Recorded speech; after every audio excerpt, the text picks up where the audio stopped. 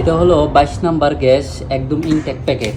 দেখুন আপনার হানি অয়েল, আপনার 22 নাম্বার যে গ্যাসটা, মানে এটার উপরে এই যে হানি অয়েল যে গ্যাসটা আছে এটার উপরে আর মানে এর উপরে আর গ্যাস নেই। 22 নাম্বারের যত গ্যাস আছে, হিন্দি আছে, চায়না আছে, আবার এমডিকেটার মাঝেও আপনার মানে দুইটা আর কি আছে, যে একটা হানি অয়েল আর আরেকটা আছে এমডিকের মাঝে, ওইটা আমি জানি না। তো এটার প্রাইস হলো সৌদি আরবে 590 রিয়াল। তো চলুন দেখি আমরা বাংলা টাকায় যে এটা কত টাকা পড়ে।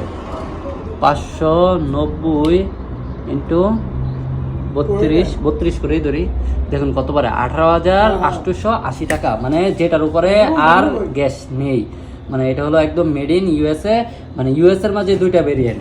তো এখন এটা হলো একটা উইন্ডো এসি। তো এটাতে যদি আমি গ্যাস করি যে 200 রিয়ালে, তো মিনিমাম মনে করেন যে এই সমস্ত এসিগুলোতে আপনার প্রায় 6 থেকে 7টা এসিতে গ্যাস করা যায়, কারণ এমডিকিগুলো আপনার তেমন গ্যাস মানে লাগে না।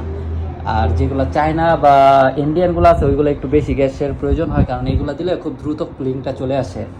তো বাংলাদেশে মেবি 22 নাম্বার গ্যাস সোনার হরিণ, যেহেতু সবই আপনার চলে মানে স্টক করে রাখে আর কি, যারা বড় বড় ব্যবসায়ী, হয়তো বা এটার কারণে হতে পারে যে এটা একদম আকাশ ছুঁই আর কি এটার প্রাইস।